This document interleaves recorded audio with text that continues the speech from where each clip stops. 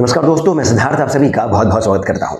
आज का जो हमारे ये विषय है ये बहुत ही विशेष है, बहुत ही स्पेशल है। और ये स्पेशल इस कारण से है क्योंकि हम यहाँ पर एक ऐसे सीक्रेट कोड के बारे में यानी कि रहस्य के बारे में बात करने जा रहे हैं जिससे कि जो पूरे ललिता सहस्त्रनाम का जो उद्देश्य होता है, हमारा उद्देश्य का अर्थ है हमारी इच्छाओं की पूर्ति, वो भौतिक इच्छाएं हो या फिर आध्यात्मिक। हमारी इच्छाओं की पूर्ति के लिए जो हम ललिता सहस्त्रनाम का पाठ करते हैं उसका एक कोड हम यहाँ पर समझेंगे। अब ये बात सुनने में बहुत बड़ी लगती है कि ललिता सहस्त्रनाम तो बहुत ही सीक्रेटिव है, कितना पुराना है, इसमें बहुत बड़े बड़े लोगों ने भाष्य लिखा है और इसको समझना फिर भी कठिन है। तो यहां पर मैं बैठ करके कैसे YouTube के एक वीडियो के माध्यम से आपको बता सकता हूं सीक्रेट कोड। पर सत्य मानिए कि बहुत ही गंभीर विषय है और मैं इसे बहुत ही गंभीरता के साथ में अपनी रिस्पॉन्सिबिलिटी को समझते हुए आपको यह कह रहा हूं कि आप इस वीडियो को अंत तक देखिएगा। अंत में आपको एक ऐसे कोड के बारे में पता लगेगा जिससे कि आप स्वयं से ही, जैसे ताले में ही ताले को खोलने का वो छिद्र होता है, वो छेद होता है, चाबी तो बाहर से आती है, परंतु यदि ताले में ही वो छेद नहीं हो तो चाबी कुछ नहीं कर सकती है। उसी प्रकार से ललिता सहस्त्रनाम में ही एक कोड है, वो कोड मैं आपको बताऊंगा। फिर आप स्वयं से ही इस कोड के माध्यम से वो पूरा संसार खोल सकेंगे अपने लिए, जिस उद्देश्य के लिए आप इस सहस्त्रनाम का पाठ करते हैं। तो अब बातों को बड़ा घुमाए नहीं, सीधा विषय पर आते हैं। 4 नाम है इसी ललिता सहस्त्रनाम में, जैसे मैंने आपको अभी ही कहा कि कोड की तरह है, ये छिद्र की तरह है। क्या नाम है? एक नाम है स्तोत्र प्रिया, दूसरा नाम है स्तुति मती, मती छोटी नहीं, मती। तीसरा है अभ्यास अतिशय ज्ञाता और चौथा नाम है गान लोलुपा। ये चारों जो नाम है ये जुड़े हुए हैं आपस में, अलग अलग स्थानों पर आते हैं परंतु आपस में जुड़े हुए हैं। किस प्रकार से जुड़े हुए हैं? नाम कोई बहुत ज्यादा संस्कृत के दुर्लभ चीजों को लेकर के नहीं आ रहे हैं, सरल है नामों को समझना। तो यहां पर हम 2 भागों में बातों को समझेंगे। एक, जो नाम हमें सरल तौर पर समझ में आते हैं, और फिर वो जो सीक्रेट है, वो जो रहस्य है, वो क्या है। सर्वप्रथम हम देखते हैं पहला नाम जो मैंने बताया, स्तोत्र प्रिया।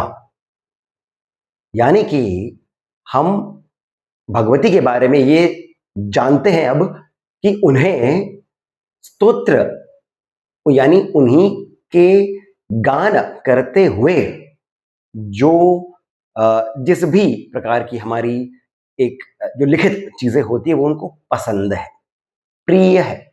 यानी कि हम कोई छंदों के माध्यम से कुछ लिखें, गाएं, ऐसा भगवती को प्रिय है। स्तोत्र प्रिया, स्तोत्रों के माध्यम से हम भगवती को रिझा सकते हैं, मना सकते हैं, हम भगवती की अर्चना कर सकते हैं, इन्हें ये बहुत प्रिय है। अब यहां पर स्तोत्र जो है ये केवल और केवल ललिता सहस्त्रनाम ही नहीं है, ये हमें समझना होगा। यहां पर जो स्तोत्र है ये देवी महात्म्य हो सकता है, यानी कि दुर्गा सप्तशती, या फिर श्री सूक्त हो सकता है। भगवती का जितने भी रूप हैं उनमें से जितने भी स्तोत्र आते हैं, वो लक्ष्मी स्तोत्र हो, भगवती सरस्वती का स्तोत्र हो, या फिर वो अन्नपूर्णा का स्तोत्र, कोई सा भी स्तोत्र हो, सभी पहुंचते हैं ललिता अंबिका के पास। और इन्हें ये जो माध्यम है ये बहुत प्रिय है। माध्यम, माध्यम क्या है? स्तोत्र। फिर आता है स्तुति मती, यहां पर मैंने बड़ी पर थोड़ा सा जोर दिया था। स्तुति, स्तुति जैसे हमने अभी समझ ही लिया है, कि इनकी हम स्तुति करें, इनका हम प्रेज करें इनको। मति, यहां पर मति जो है इसमें दो भाग हो जाते हैं, एक है मति और फिर एक आ जाता है ई। तो यहां पर स्तुति जो है ये हो गया है कि जो भी इनकी स्तुति करता है। जो मति है छोटी ई की मात्रा के साथ में, वो ज्ञान हो गया है मति। और जो ई है, जो एक और ई जो लग रही है, वो ऐश्वर्य हो गया है, वेल्थ।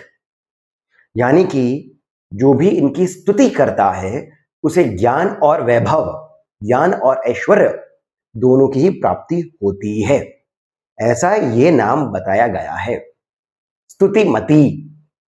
यानी कि पुनः यहां पर जिस बात पर अधिक जोर आ दिया जा रहा है वो है इनकी स्तुति करें, इनकी अर्चना आप स्तोत्रों के माध्यम से करें।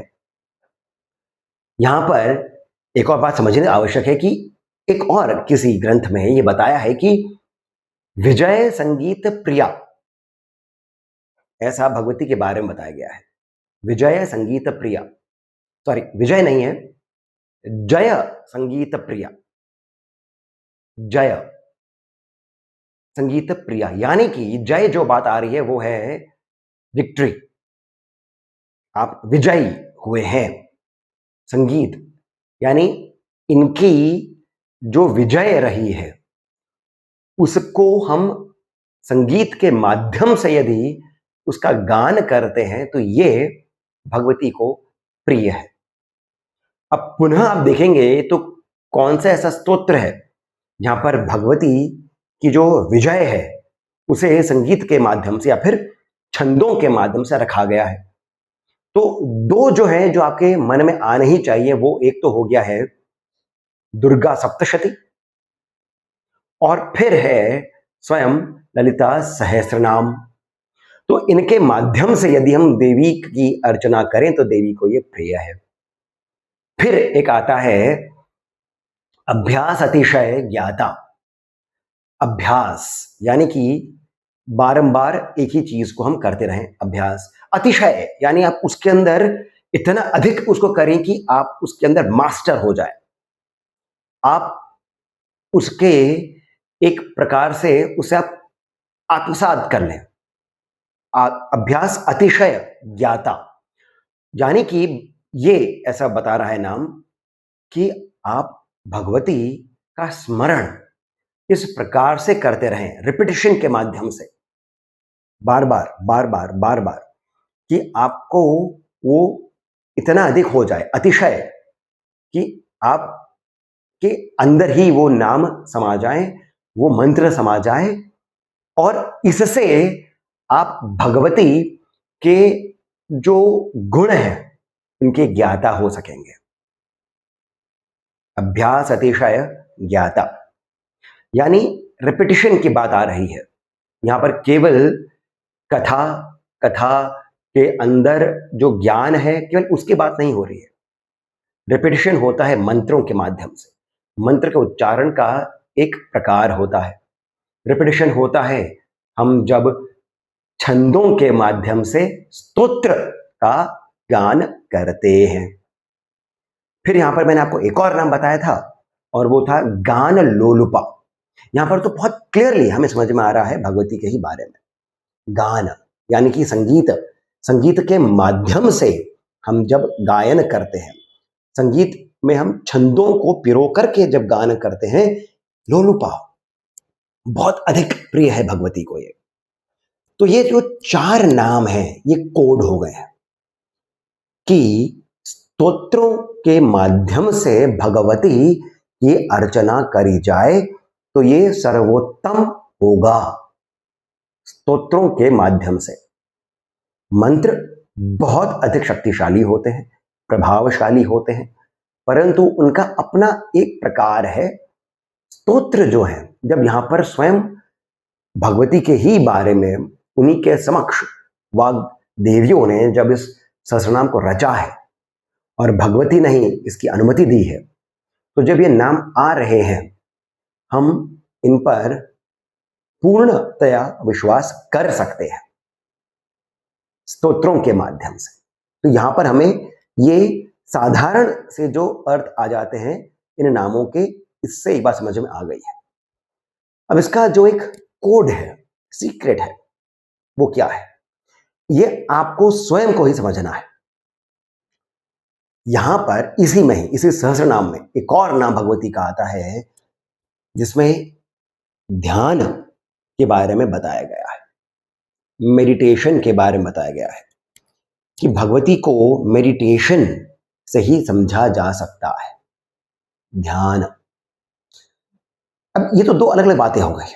स्तोत्र, स्तोत्र को हम छंदों के माध्यम से उनका गान कर रहे हैं, और फिर मेडिटेशन की बात कर रहे हैं।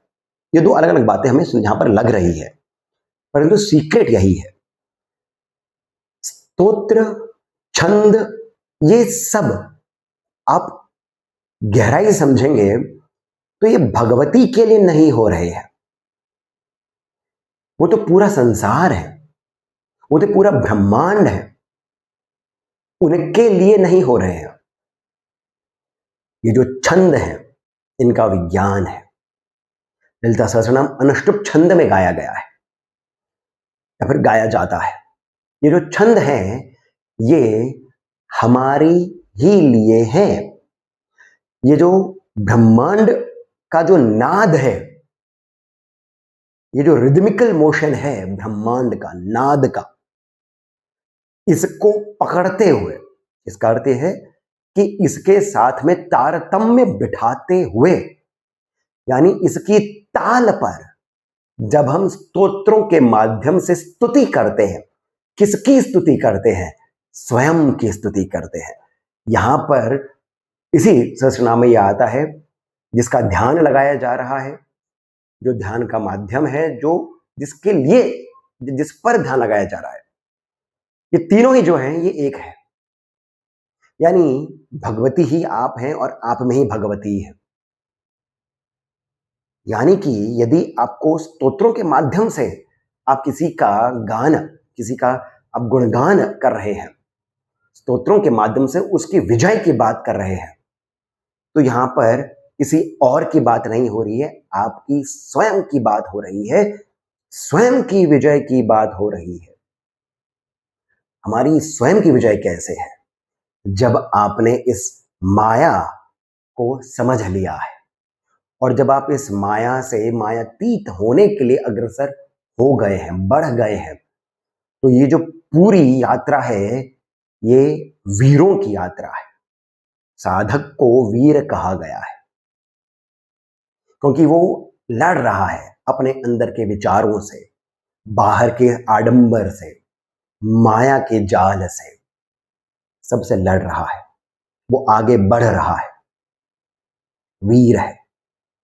और इस विजय के लिए संगीत के माध्यम से आप स्वयं जब अपनी स्तुति करते हैं, तब यहां पर आप भगवती की ही स्तुति कर रहे हैं।